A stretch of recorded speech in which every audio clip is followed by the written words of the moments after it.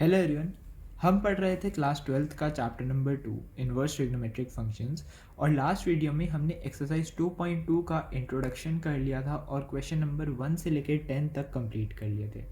आज इस वीडियो में हम स्टार्ट करेंगे क्वेश्चन नंबर 11 से।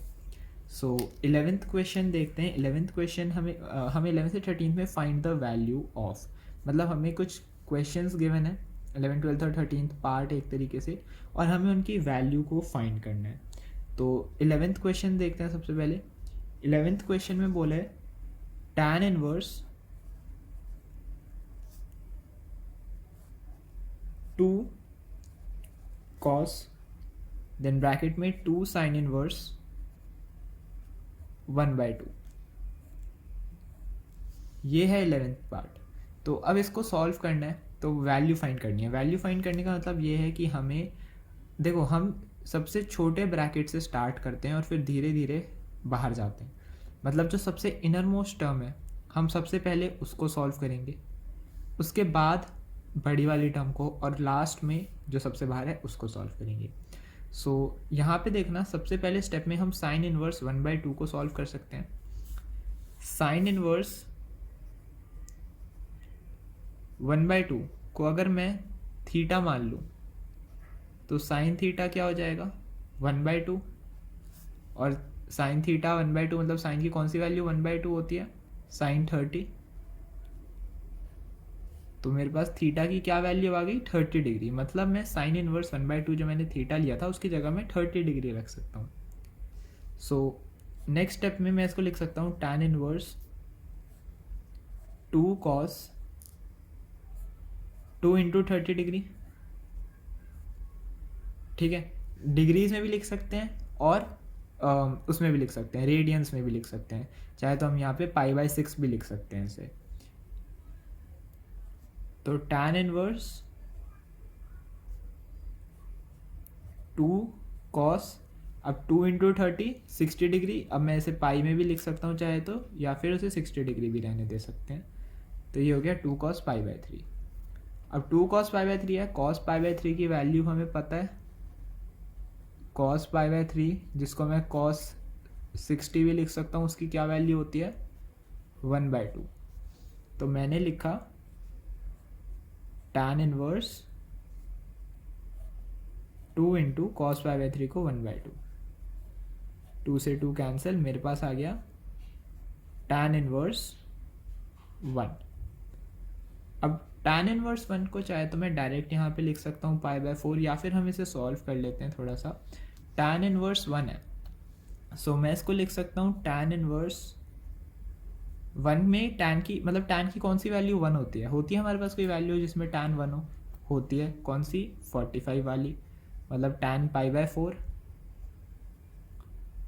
तो tan इनवर्स से tan कैंसिल हो गया और मेरे पास जो वैल्यू निकल के आई, हमें वैल्यू फाइंड करनी थी, तो जो वैल्यू निकल के आई वो आ गई π/4। तो ये हमारा आंसर हो जाएगा। 12th क्वेश्चन देखते हैं। सो 12th क्वेश्चन की तरफ देखते हैं। 12th क्वेश्चन हमारे पास है कॉट और फिर ब्रैकेट में tan inverse A plus cot inverse ए। एक ही ब्रैकेट है तो ऑफकोर्स हमें सिर्फ इसे ही सॉल्व करना है। तो अब देखो, ये एक बहुत ही छोटा क्वेश्चन है, मतलब 2 लाइन का क्वेश्चन है ये, और ये सिर्फ तभी सॉल्व हो सकता है जब आपको एक छोटा सा ये कंसेप्ट पता हो। ये मैंने वीडियो में बताया था लास्ट वाली, कि हमारे पास एक आइडेंटिटी होती है tan inverse theta plus cot inverse theta, जो होता है वो हमेशा π/2 होता है। ये एक आइडेंटिटी बताई थी मैंने कि tan inverse A plus cot inverse A, मतलब अगर tan inverse plus cot inverse A और एंगल सेम है दोनों का, तो इन दोनों का सम π/2 के इक्वल होता है। तो अब जिसको ये आइडेंटिटी याद होगी सिर्फ वही ये क्वेश्चन कर पाएगा, क्योंकि इसके अलावा हम यहाँ पे और कुछ नहीं कर सकते। सो इस चीज़ को हम इस आइडेंटिटी का यूज़ करके डायरेक्ट लिख सकते हैं क्या, कॉट ऑफ π/2। चाहे तो साइड में आप रीज़न डाल देना या अलग से लिख देना नीचे, because tan inverse A plus cot inverse A is equal to π/2। तो कॉट π/2 और कॉट π/2 मेरे पास क्या होता है, कॉट π/2 की वैल्यू होती है 0। सो मेरा आंसर आ जाएगा 0। सो ये काफ़ी छोटा क्वेश्चन था। 13th क्वेश्चन देखते हैं। सो 13th क्वेश्चन हमारे पास है tan 1/2, यहाँ पे इन्वर्स नहीं है, ठीक है, सिर्फ tan है 1/2 और फिर ब्रैकेट में sine inverse 2x upon 1 plus x square plus cos inverse 1 minus y square upon 1 plus y square. और ये चीज़ हमें गिवन है बहुत सारी कि ये मॉड x लेस देन 1 है, y ग्रेटर देन 0 है और एक्स वाई का प्रोडक्ट लेस देन 1 है। तो अभी फ़िलहाल हमें इससे कोई मतलब नहीं है, हम मेन अपना क्वेश्चन देखते हैं, ठीक है। सो क्वेश्चन में हमें बोला है tan है, मैं एक बार क्वेश्चन यहाँ दोबारा से लिख देता हूँ, 1/2 और फिर ब्रैकेट के अंदर है sine inverse 2x upon 1 plus x square plus cos inverse 1 minus y square upon 1 plus y square. तो अब मैंने दो आइडेंटिटीज़ बताई थी tan की और मैंने कहा था ये आइडेंटिटीज़ बहुत इंपॉर्टेंट है, वो थी 2 tan इनवर्स x की। तो ये वही दो आइडेंटिटीज़ है जो यहाँ पे यूज़ होंगी। मैं यहाँ पे एक बार लिख देता हूँ कौन सी दो आइडेंटिटीज़ थी। एक थी कि 2 tan इनवर्स x जो होता है वो इक्वल होता है sine inverse 2x upon 1 plus x square के। एक आइडेंटिटी होती है 2 tan inverse x is equal to cos inverse 1 minus x square upon 1 plus x square. And एक और होती है, वो खैर इस क्वेश्चन में अभी यूज़ नहीं होनी, पर फिर भी मैं बता देता हूँ, एक बार रिकैप हो जाएगा कि 2 tan inverse x is equal to tan inverse 2x upon 1 minus x square. बस सेम होती है, यहाँ पे प्लस होता है, यहाँ पे माइनस होता है। सो ये तीन आइडेंटिटीज़ थी और मैंने कहा था ये तीनों ही आइडेंटिटीज़ बहुत इंपॉर्टेंट है और क्वेश्चन में इनका बहुत यूज़ आएगा। सो ये यूज़ हमारे यहाँ पे आ गया। अब क्वेश्चन अगर हम इसे फर्दर सॉल्व करते हैं तो अब ये काफ़ी सिंपल हो जाएगा। हम इसे लिख सकते हैं tan, ये कंटिन्यू है, tan 1/2, मैं इसको लिख सकता हूँ 2 tan inverse x plus 2 tan inverse, यहाँ पे हमारा एंगल है y, तो 2 tan इनवर्स y, ठीक है। x मत लिख देना, यहाँ x है और यहाँ y है। अब 2 मैं कॉमन ले लूँ अगर अंदर दोनों से, तो ये 1/2 से कैंसिल हो जाएगा, तो मैं इसको लिख सकता हूँ tan एंड डायरेक्टली अंदर tan inverse x plus tan inverse y। अब यहाँ पे एक और आइडेंटिटी मेरी यूज़ हो रही है, कौन सी वाली, tan inverse a plus tan inverse b की। तो वो आइडेंटिटी क्या होती है, यहीं पे ही लिख देते हैं, tan inverse x plus y upon 1 minus x y. यही आइडेंटिटी होती है मेरे पास tan inverse x plus tan inverse y की। अब इस tan से ये tan इनवर्स कैंसिल आउट हो जाएगा और मेरे पास फाइनल आंसर जो आएगा वो आएगा x plus y upon 1 minus x y. तो ये मेरा फाइनल आंसर है इसका। अब यहाँ पे ये हमारे 3 सॉल्व द फॉलोइंग थे, हमें वैल्यू फाइंड करनी थी। अब नेक्स्ट में हमें x की वैल्यू फाइंड करनी है नेक्स्ट क्वेश्चन में, 14, 15, 16। सो उनकी तरफ बढ़ते हैं। सो 14th क्वेश्चन है हमारे पास यहाँ पे, इफ साइन ब्रैकेट में sine inverse 1/5 plus cos inverse x is equal to 1, find the value of x। तो हमारे पास एक ये इक्वेशन गिवन है और हमें x की वैल्यू यहाँ पे फाइंड करनी है। सो मैंने आपको लास्ट वाले क्वेश्चन में बताया था कि जब हमें वैल्यू फाइंड करनी होती है उस इक्वेशन की जब हमें वैल्यू फाइंड करनी होती है, उस फंक्शन की जब हमें वैल्यू फाइंड करनी होती है, तो हम अंदर वाले ब्रैकेट्स से स्टार्ट करते हैं और धीरे धीरे बाहर की तरफ जाते हैं। लेकिन जब हमें इस तरीके की वैल्यूज़ गिवन है कि मतलब हमें जो फंक्शन है उसकी वैल्यू ऑलरेडी गिवन है और जो उसके अंदर एक एंगल है या जो x की वैल्यू है मतलब वो हमें फाइंड करनी है, तो उस केस में हम क्या करते हैं, हम बाहर से सॉल्व करना स्टार्ट करते हैं। क्या मतलब है, हम अभी देख लेते हैं क्वेश्चन करते हुए। सो सबसे पहले तो मैं एक ये जो हमें फंक्शन दे रखा है इसको अलग लिख लेता हूँ। Sine inverse 1/5 plus cos inverse x मेरा इक्वल है 1 के, ठीक है। तो अब मैं क्या करूँगा, सबसे पहले इस साइन को उधर भेज दूँगा। तो ये क्या हो जाएगा, sine inverse 1/5 plus cos inverse x is equal to sine inverse 1। जब ये साइन इधर जाएगा तो साइन इनवर्स हो जाएगा। एंड साइन इनवर्स 1 को मैं क्या लिख सकता हूँ, मेरे पास ये चीज़ मैं सॉल्व कर देता हूँ, वैसे आपको डायरेक्टली पता हो जाना चाहिए अब तक कि साइन इनवर्स 1 जो है वो π/2 होगा। कैसे होगा, साइन इनवर्स 1 को मैं थीटा मान लेता हूँ, तो साइन थीटा मेरे पास आ गया 1। और 1 क्या होता है, 1 कौन सी वैल्यू होती है साइन की, साइन π/2 90 मतलब, तो थीटा की वैल्यू मेरी आ गई π/2, मतलब मैं साइन इनवर्स 1 की जगह π/2 लिख सकता हूँ। सो मैं यहाँ लिख सकता हूँ sine inverse 1/5 plus cos inverse x is equal to π/2।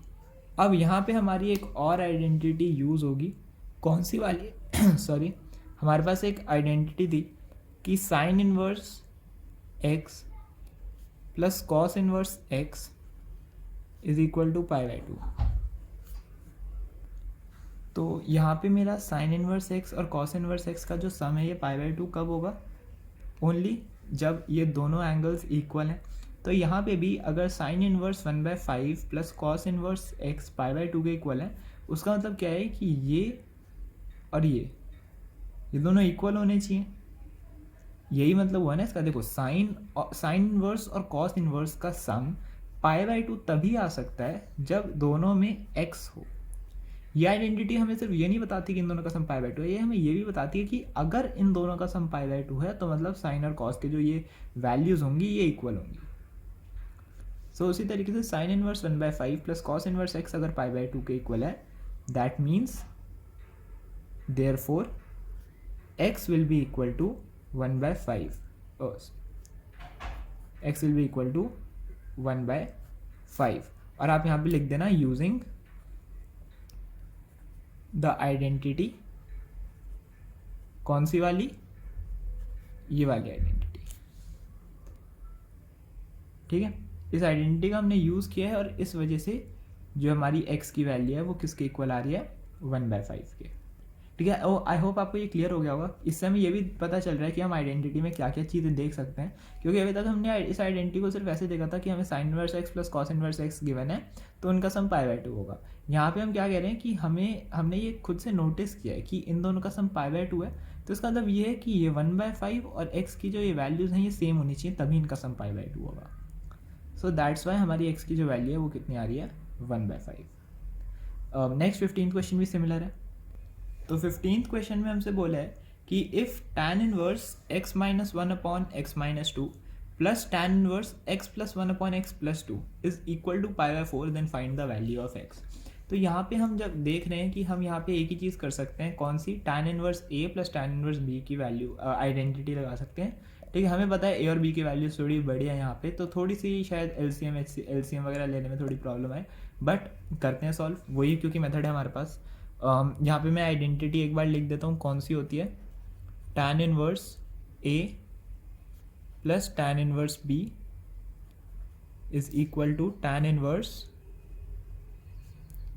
a plus b upon 1 minus a b. तो हम यहाँ पे इसी आइडेंटिटी का यूज़ करेंगे, जस्ट कि यहाँ पे a जो है ये पूरा a है एंड ये पूरा b है। सो स्टार्ट करते हैं, इक्वल में π/4 हमें लेके चलना है। सो पहले मैं एज इट इज़ क्वेश्चन उतार लेता हूँ यहाँ पे, tan inverse x minus 1 upon x minus 2 plus tan inverse x plus 1 upon x plus 2 is equal to π/4।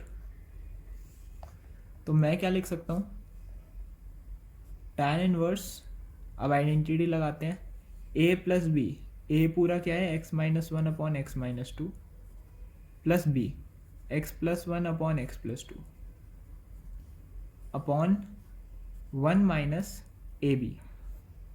a मैंने दोबारा लिखा x minus 1 upon x minus 2, b मैंने दोबारा लिखा x plus 1 upon x plus 2। ठीक है, इक्वल टू में π/4 है। ठीक है, उसको अब अभी के लिए यहीं रहने देते हैं। सो मैं इसको लिख सकता हूँ tan इनवर्स, नीचे एलसीएम कितना आया, x माइनस 2 x प्लस 2, ऊपर क्या हो जाएगा, x minus 1 x plus 2 plus x plus 1 x minus to, ठीक है। और डिनोमिनेटर में सेम एलसीएम तो यही आएगा, x minus two x plus two, और numerator x minus two x plus two minus x minus one x plus one. I hope आपको ये एलसीएम समझ आया होगा, क्योंकि थोड़ी सी प्रॉब्लम आती है इस तरीके के एलसीएम्स लेने में, बट एक बार आपको प्रैक्टिस हो जाए तो उसके बाद तो फिर सिंपल है।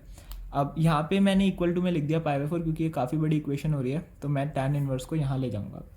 सो मैंने क्या किया, tan इनवर्स को मैं वहाँ ले गया। और एक और चीज़ मैंने यहाँ पे, मैं दूसरे पेन से मार्क कर देता हूँ, मैंने यहाँ से ये पूरा एलसीएम और ये पूरा एलसीएम कैंसिल आउट कर दिया, ठीक है। तो अब ये हमारे पास अब सिंपल फ्रैक्शन बन जाएगी थोड़ी, मतलब आगे सिंपल हो जाएगा क्वेश्चन। तो x minus one x plus two plus x plus one x minus two upon a minus B A plus B, क्या होता है A square minus B square minus A square minus B square, ठीक है। मैंने direct लिख दिया यहाँ पे a minus B A plus B, A minus B A plus B, A square minus B square minus A square minus B square is equal to tan pi by four, tan pi by four. तो अब मैं इसे क्या लिख सकता हूँ, x, अब मैं ब्रैकेट सॉल्व करता हूँ, तो x square plus two x minus x minus two, ये ब्रैकेट तो सॉल्व करने आते होंगे आप सबको I hope, plus x square minus two x plus x minus two upon x square minus four minus x square plus one is equal to tan pi by four क्या होता है, one, तो one. Next step में plus x square है, ये तो plus हो जाएंगे, देख लेते हैं क्या क्या कट रहा है। Plus two x minus two x cancel, minus x plus x cancel, minus two plus होंगे। सो मेरे पास आ गया x square plus x square two x square minus two minus four upon x square से नीचे तो काटना ही नहीं, x square minus x square cancel हो गया, minus four plus one minus three is equal to one. तो two x square minus four is equal to minus three, two x square is equal to seven, sorry minus three plus four, तो plus one हो जाएगा ये। Two x square is equal to one, x square is equal to one by two, and therefore finally इतना सब करने के बाद हमारे x की एक वैल्यू आ गई plus minus one upon root two, ठीक है। सो पता है काफ़ी बड़ा क्वेश्चन था, ठीक है। यहाँ पे मेजर जो मिस्टेक्स होती हैं वो एक तो यहाँ पे होती हैं और एक यहाँ पे होती हैं, तो ये दोनों स्टेप्स काफ़ी अच्छे से ध्यान में रखना। सॉल्व करके फाइनल आंसर हमारा आ गया x is equal to plus minus one by root two. Start करते हैं 16th क्वेश्चन।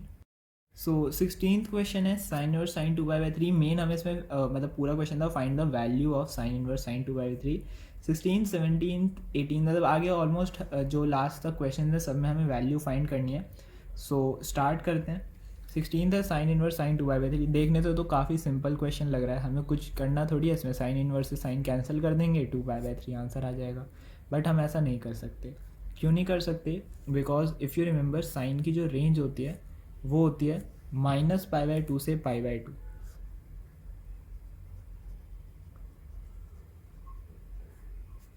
तो हम इसके बाहर की कोई वैल्यू नहीं ले सकते, और two pi by three is 120 degree which is greater than pi by to.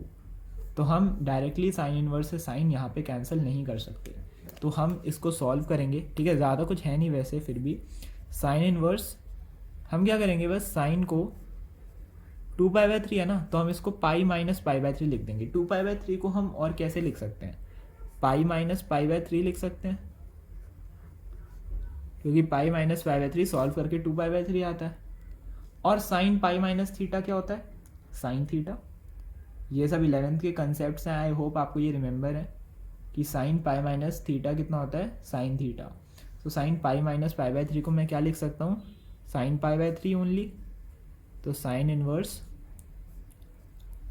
Sine pi by 3, तो sign inverse sine pi by 3 को मैं अब काट सकता हूँ साइन इनवर्स से साइन, और फाइनल जो मेरा आंसर आ जाएगा वो आ जाएगा पाई बाय 3। सो ये मेरा आंसर हो गया। छोटा सा क्वेश्चन था, 1 मार्कर, बट 1 मार्कर में भी बच्चे गलत कराते हैं, साइन इनवर्स से सीधा साइन काटाते हैं और 2 पाई बाय 3 आंसर निकाल लेते हैं, जो गलत होता है, क्योंकि साइन की रेंज हमें याद रखनी है। नेक्स्ट जो क्वेश्चन है हमारा 17th, उसमें भी फाइंड द वैल्यू ही है, find the value of tan inverse tan 3 pi by 4।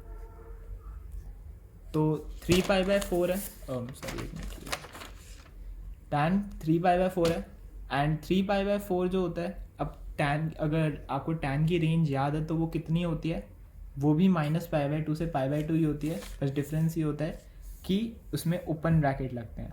सो जो tan की रेंज है वो क्या है, माइनस पाई बाय 2 से pi by 2, and 3 pi by 4 is greater than pi by 2। तो हम 3 पाई बाय 4 तो नहीं रख सकते हैं यहाँ पे। सो हम क्या रखेंगे, वही जैसे हमने ऊपर किया था वही चेंज करेंगे क्वेश्चन में। हम यहाँ पे लिखेंगे 3 पाई बाय 4 को tan इनवर्स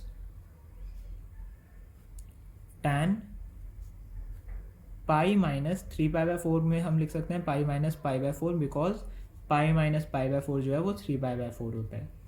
सो ये लिख सकते हैं।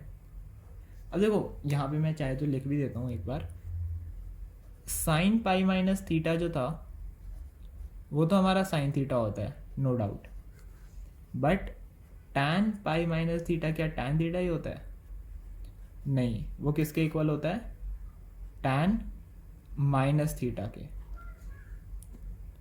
ठीक है, 11th का ही कंसेप्ट है ये, मैंने एक बार बता दिया, sign pi minus theta sine theta होता है, tan pi minus theta tan minus theta होता है। तो इस चीज़ का ध्यान रखते हैं, हम आगे क्वेश्चन को सॉल्व करते हैं। ये हो जाएगा tan inverse tan pi minus pi by 4 को अब हम tan पाई बाय 4 नहीं लिख सकते, tan माइनस पाई बाय 4 लिखेंगे। तो अब tan इनवर्स से tan कैंसिल, और हमारा आंसर जो आएगा वो आएगा minus of pi by 4। Minus pi by 4 चल जाएगा, क्योंकि minus pi by 4 minus pi by 2 और पाई बाय 2 के बीच में लाई करता है। 3 पाई बाय 4 नहीं चलता, सिमिलरली यहाँ पे 2 पाई बाय 3 नहीं चलता। सो डायरेक्टली ऐसे कैंसिल आउट मत कर देना, रेंज में देखना, ज़रूर याद रखना है कि वो जो वैल्यू है ऑलरेडी वो रेंज के अंदर है कि नहीं है। नहीं है तो पहले उसे रेंज के अंदर लाएंगे, उसके बाद tan इनवर्स से tan कैंसिल करेंगे। नेक्स्ट 18th क्वेश्चन करते हैं। सो 18th क्वेश्चन में हमसे बोला tan, फिर ब्रैकेट में sine inverse 3/5 plus cot inverse 3/2। इनका क्या करें, sine inverse plus cot inverse की तो कोई आइडेंटिटी नहीं होती, पर किसकी होती है, tan inverse A plus tan inverse B की होती है। तो हम इन दोनों को tan की फॉर्म में चेंज कर सकते हैं, बिल्कुल कर सकते हैं।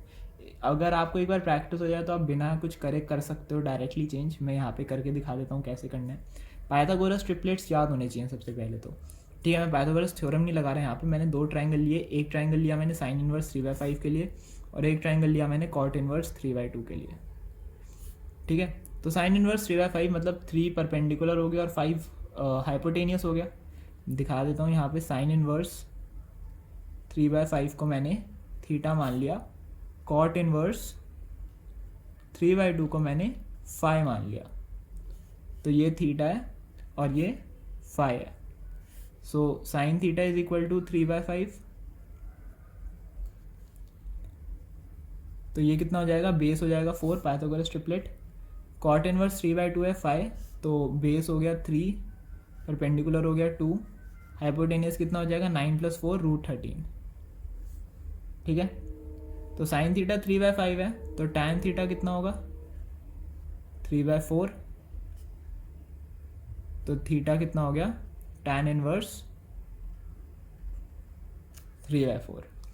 सिमिलरली यहाँ भी मैं डायरेक्ट लिख रहा हूँ, कॉट फाई अगर 3/2 है तो tan फाई कितना होगा,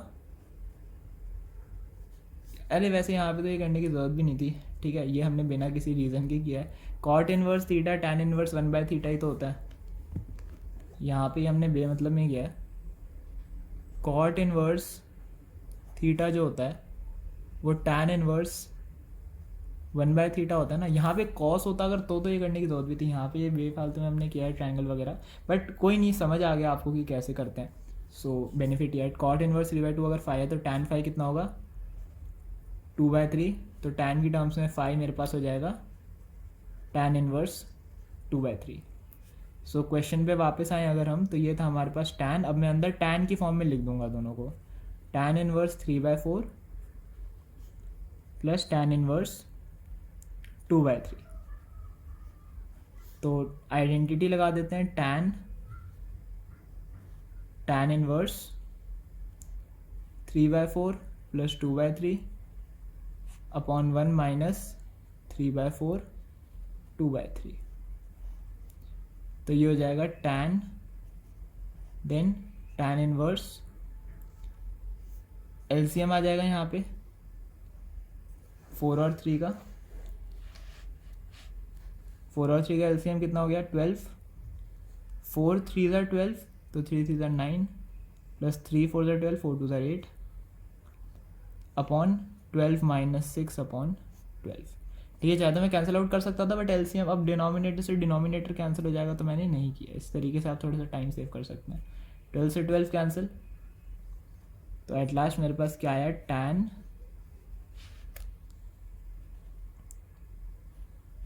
tan इनवर्स 9 प्लस 8 17, 12 माइनस 6 6, तो tan इनवर्स से tan कैंसिल और फाइनल आंसर आया मेरा 17/6। ठीक है, नेक्स्ट 3 क्वेश्चन बचे हैं 19 20 21, वो करते हैं। 19 क्वेश्चन है मेरे पास cos इनवर्स cos 7π/6, और यहाँ भी हमें वही वैल्यू फाइंड करनी है। तो जैसे हमने पीछे क्वेश्चंस में देखा था साइन और tan की डोमेन और रेंज को देख के हमने वैल्यू फाइंड करी थी, यहाँ भी हम cos की रेंज देखेंगे पहले। cos की रेंज क्या होती है 0 से पाई, सो मतलब मैं डायरेक्टली इसको सॉल्व नहीं कर सकता क्योंकि 7π/6 इज़ ग्रेटर देन पाई। तो मैं क्या करूँगा, पहले इसको सिंप्लीफाई करूँगा। और सिंप्लीफाई करने के लिए हमें ये चीज़ ध्यान रखनी है कि जो हमारा आंसर है वो किस रिस्पेक्ट में आना चाहिए, कॉस के हिसाब से आना चाहिए। लास्ट जो हमने साइन और टैन के लिए देखा था वहाँ पे हमने क्या किया था, पाई माइनस π/6 या पाई माइनस π/4 किया था ताकि वो वैल्यू आ जाए।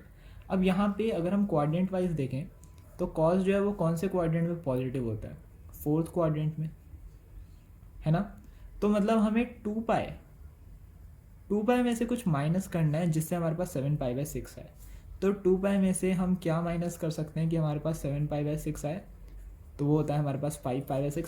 सॉल्व भी कर सकते हो आप, 2π माइनस 7π/6 अगर आप सॉल्व करोगे तो 5π/6 हमारे पास आंसर आएगा। सो इस चीज़ को मैं यहाँ पे अब सॉल्व करने के लिए लिख सकता हूँ cos इनवर्स cos 2π माइनस 5π/6। आप सोच रहे होगे मैंने पाई प्लस π/6 क्यों नहीं लिखा, तो वो भी मैं आपको अभी बताता हूँ मैंने क्यों नहीं लिखा वो। इसको सॉल्व कर देंगे, करेक्ट मेथड ये वैसे। तो cos 2π माइनस थीटा क्या होता है, cos थीटा। तो cos 2π माइनस थीटा को मैं लिख सकता हूँ cos थीटा। cos इनवर्स से cos कैंसिल, मेरे पास आ गया सिर्फ थीटा या फिर 5π/6। अब मैंने पाई प्लस π/6 क्यों नहीं लिखा, क्योंकि अगर मैं पाई प्लस π/6 लिखता cos के साथ तो मेरा ओवरऑल आंसर आता cos minus π/6, and minus is not in the range of cos। तो ये चीज़ मेरी गलत हो जाती है, इसलिए मैंने ये नहीं किया। नेक्स्ट देखते हैं 20th question. Sine π/3 minus sine inverse -1/2। ये स्क्वायर ब्रैकेट ही बना देते हैं इसे भी। तो यहाँ पे मैं इसको कैसे सॉल्व करूँगा, देखो साइन इनवर्स -1/2 को पहले सॉल्व कर लेते हैं। सो साइन π/3 मैंने एज इट इज़ लिखा, माइनस साइन इनवर्स -1/2। तो साइन इनवर्स -1/2 को मैं क्या लिख सकता हूँ, साइन इनवर्स की मेरे पास रेंज होती है -π/2 से +π/2, तो मैं इसको डायरेक्टली लिख सकता हूँ साइन -π/6, क्योंकि नेगेटिव में मेरी रेंज जाती है। कॉस होता है यहाँ पे तो मैं ये नहीं कर सकता था, साइन है तो मैं कर सकता हूँ, ये हो जाएगा। तो इसको फर्दर हम लिख सकते हैं साइन π/3 माइनस साइन इनवर्स से साइन कैंसिल, ये मेरे पास हो गया -π/6। तो इसको हम लिख सकते हैं साइन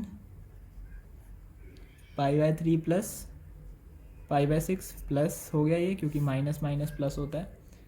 तो ओवरऑल क्या निकल के आया, sine 60 + 30 90 and sine π/2 is equal to, मतलब sine 90 is equal to 1। Last question, question number 21, tan inverse √3 minus cot inverse -√3। तो अब देखो कॉट के साथ -√3 और कॉट की जो रेंज होती है वो जो हमारे पास होती है वो 0 से पाई होती है। तो मैं यहाँ पे इसको डायरेक्टली नेगेटिव तो नहीं लिख सकता, तो मैं क्या करूँगा, tan इनवर्स √3 को मैं लिख सकता हूँ tan inverse tan π/3। Cot inverse को अभी के लिए मैं लिख देता हूँ कॉट इनवर्स कॉट -π/6। अब माइनस में तो रेंज होती नहीं है, मतलब कॉट जो है वो माइनस में तो हो नहीं सकता, तो कॉट -π/6 को मैं क्या लिख सकता हूँ,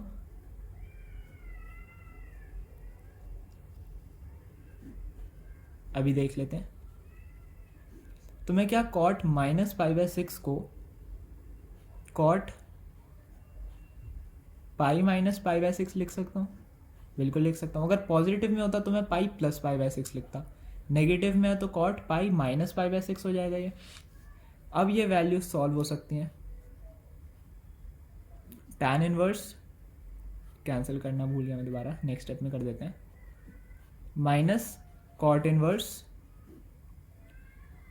कॉट 5π/6। 5π/6 में लिख सकता हूँ क्योंकि कॉट की रेंज 0 से 2π होती है, 0 से पाई होती है, और 5/6 is 150 degree, pi is 180 degree. So मैं इसको लिख सकता हूँ। सो फाइनली मेरा जो आंसर आएगा वो आएगा π/3 माइनस 5π/6। तो ये हो जाएगा 6, 2π माइनस 5π माइनस 3π/6 एंड फाइनली -π/2। तो इसी के साथ हमारी एक्सरसाइज 2.2 जो है ये कंप्लीट हो गई।